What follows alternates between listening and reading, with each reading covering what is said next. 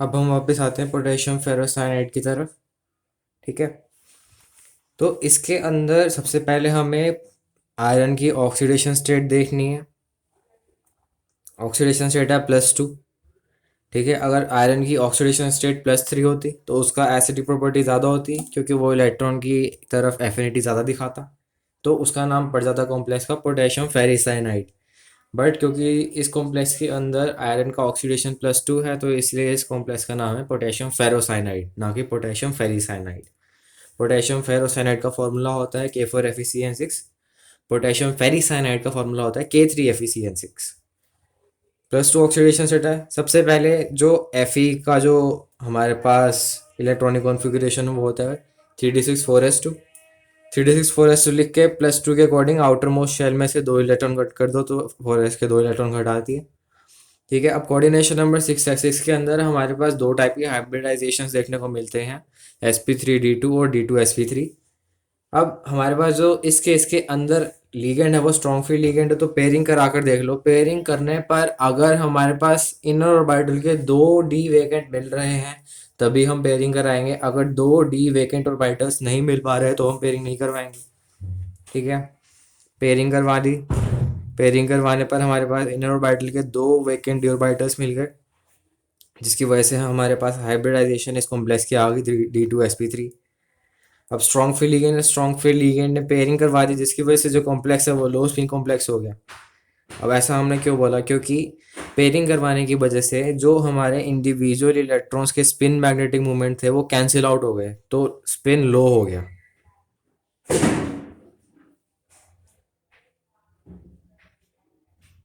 जिसकी वजह से लो स्पिन कॉम्प्लेक्स बन गया।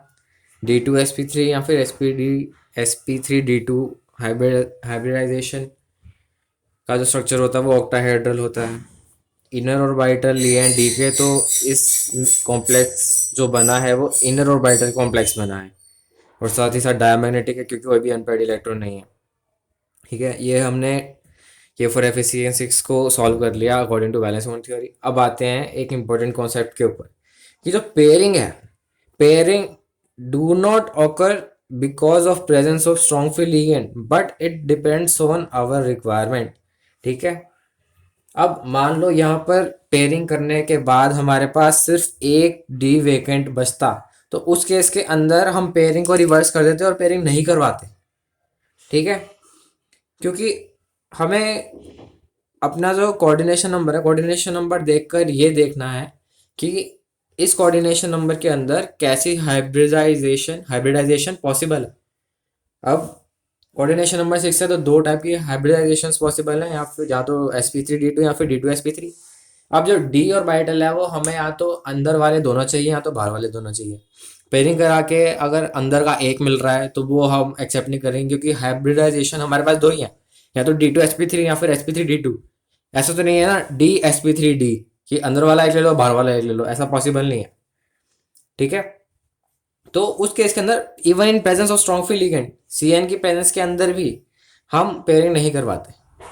ठीक है, ये चीज यहाँ पर लिखी हुई है, not because of presence of strong field ligand. Orbital is vacated so that lower orbital is more stable due to closeness to nucleus and low energy. ठीक है, but in scandium titanium vanadium already vacant d orbital is present, so no need of pairing, no matter whether ligand is strong field ligand or weak field ligand। ठीक है, अब इसी जो है जो यहाँ पे कंसेप्ट दिया है इसको हम इस जो रेड पेन से लिखा हुआ है इसमें पढ़ेंगे, बट वहाँ तक पहुँचने से पहले हमें एक एक्सेप्शनल कॉम्प्लेक्स के बारे में पढ़ना है। उसका नाम है कोबाल्ट अमाइन होल 6, या फिर अगर इसका आईयूपैक नोमेनक्लेचर करें तो उसके अंदर आएगा हेक्सा अमाइन कोबाल्ट, और पैकेट में +2 ऑक्सीडेशन स्टेट। +2 नहीं, सिर्फ 2 ही लिखेंगे आईयूपैक नोमेनक्लेचर के अंदर तो। Another and the only last exception after cupra ammonium ion. अब हमें ये चीज़ अच्छे से याद रखनी है कि हमारे कोर्स में सिर्फ दो ही एक्सेप्शन दे रखी हैं, एक है क्यूपरा अमोनियम आयन और एक है कोबाल्ट अमोनियम आयन। ठीक है, दोनों सी से ही शुरू हो रहे हैं। क्यूपरा अमोनियम आयन के अंदर हमने इनर ऑर्बिटल में एक इनर डी ऑर्बिटल का एक इलेक्ट्रॉन बाहर भगा दिया था ताकि हमें वेकेंट डी ऑर्बिटल मिल जाए। वो कोऑर्डिनेशन नंबर 4 में था तो उसकी हाइब्रिडाइजेशन हो गई थी DsP2 और वो स्क्वायर प्लेनर बन गया था। ऐसे यहाँ पर हम जब पेयरिंग करवाते हैं तो हमारे पास इनर डी ऑर्बिटल में एक इलेक्ट्रॉन पड़ा रह जाता है, जो हमारी हाइब्रिडाइजेशन में बाधा बनता है, जिसकी वजह से हम उसको निकाल के बाहर भगा देते हैं, अंदर वाले डी ऑर्बिटल से निकाल के बाहर वाले डी ऑर्बिटल में भेज देते हैं। ठीक है, क्यों? ताकि हमें अंदर वाला डी कंप्लीटली वेकेंट मिल जाए। ऐसा क्यों हुआ? देखो, हम अगर अपना थ्योरेटिकल कंसेप्ट के अकॉर्डिंग चलें, ठीक है, इसको एक्सेप्शन ना मानते हैं तो इसकी हाइब्रिडाइजेशन होनी चाहिए थी sp3d2, क्योंकि जब हम पेयरिंग करवा रहे हैं तो हमें सिर्फ अंदर वाला एक ही मिल रहा है। बट जब हमने एक्सपेरिमेंटली चेक किया इसका स्ट्रक्चर, तो उस स्ट्रक्चर के अंदर इसका जो स्ट्रक्चर आ रहा था वो ऑक्टाहेड्रल ही आ रहा था, बट जो हाइब्रिडाइजेशन थी वो इसकी थी D2sp3। तो इसीलिए हमने इस वाले को निकाल के बाहर पटक दिया। ठीक है, तो हमें ये चीज़ याद रखनी है कि ये वाला और क्यूप्रा अमोनियम आयन एक्सेप्शनल केस है। कोऑर्डिनेशन नंबर 4 में अमोनियम आयन का कॉम्प्लेक्स एक्सेप्शन बना रहा था, कोऑर्डिनेशन नंबर 6 के अंदर भी अमोनियम आयन का ही कॉम्प्लेक्स एक्सेप्शनल बना रहा है।